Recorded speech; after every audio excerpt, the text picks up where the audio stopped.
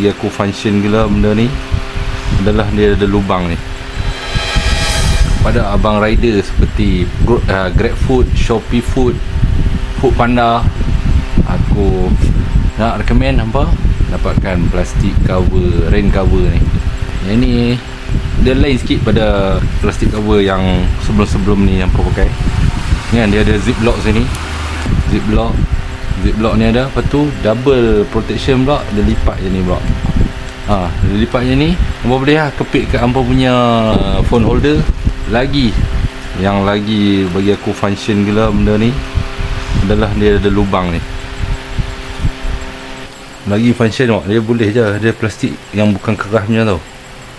Hampa masukkan handset hampa kan. Lepas tu hampa lock hampa punya phone holder dan ngam. Satu lagi ni, dia punya lubang bawah ni. Lubang bawah ni dia boleh buka untuk hampa bubuh kabel. Kan kita selalu dapat order time hujan order tengah laju, masa tu lah bateri low. Ni lah function dia. Hampa boleh charge, masuk je USB kat sini, terus ke power bank. Jadi handset hampa selamat digunakan ketika hujan dan hampa boleh charge. Hampa boleh tengok harga dia murah lah. Ni aku punya sekeping aku boleh masuk handset Poco F3. Memang universal punya size lah. Harga pun murah kan. Boleh tengok kat beg kuning.